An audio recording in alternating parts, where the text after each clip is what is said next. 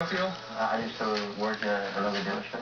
So it says here you worked with animals. Actually, I did. Hello guys, la.rc.doc here, Angry Records. Hope everybody's well.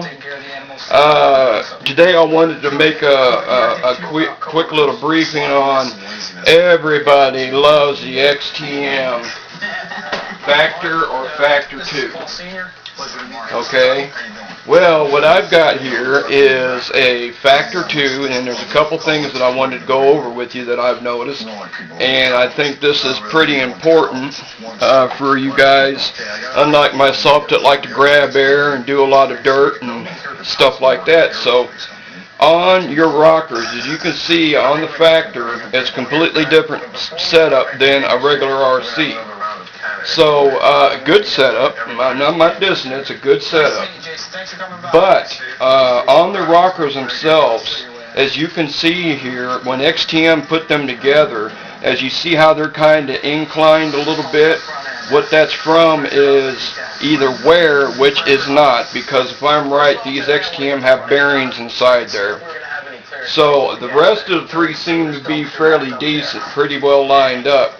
But we have one here, and I can bet you an amount of money that it's either a bench screw or a bad bearing.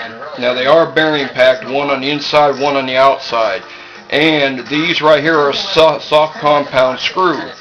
If you want to eliminate your problems with bending screw here, go down to the hardware store, get a grade A steel screws or a hex or whatever your choice is, the Thorax, Phillips, whatever. Me, I like to sometimes, and depending on the case, and if the screw is seen very much, because steel will rust, and because I clean mine. After every running, I clean them. That's one of RC's main enemies. You just don't run them and throw them down in the corner and hit them out the next day. You got moving parts here, and you got dirt and grit in there. It's like running them on sandpaper. And then people sit around and scratch their head when they're wondering why that certain part broke when it shouldn't have. But anyway, don't take no time at all to clean it. Just keep whatever you're going to clean it with. Keep the water or the cleaner. Cover your receiver box up. Cover your carb up good, cover your servos, boom, clean her up. Anyway, on these right here, what I'm going to do is I'm going to back this screw out, and I picked out stainless steel screw to go in there, but I can about bet you this is what the problem is. I'm going to find my screw here that I picked out. Yeah, here she is. Okay, let's see what we got here. I hope you guys got it. Oh, and another thing too, when you take these rockers out, in behind the mount that holds the rockers down to the chassis, there is a nut in behind there, and it will come out, and you will lose it because it's fairly small.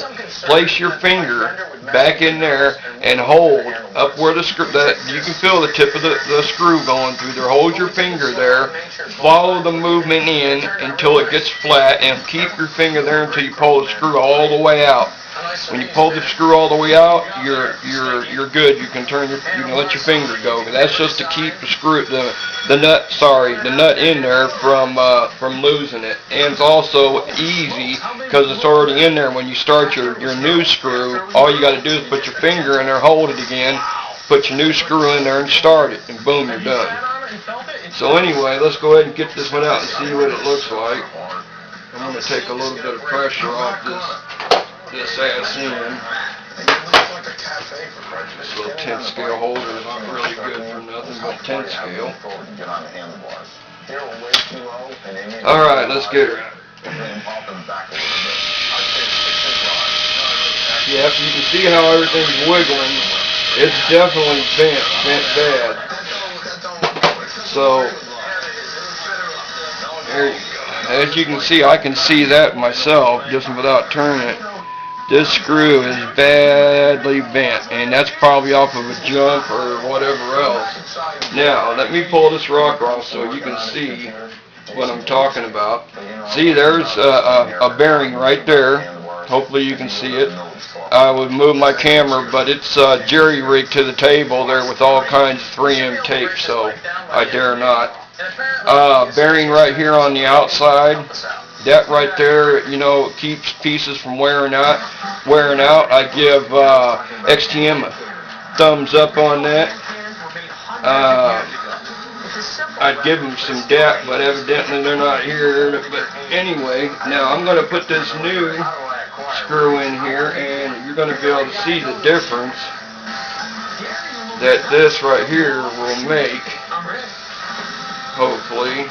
Now that little plastic bushing in there that bearing rides on is just to hold the bearing in place until it's on you know, inside the rocker. Now as you can see, you see how straight that is compared to how it's and it makes a world of difference when it moves. So that's very straight. But anyway, that was one of my main issues with that.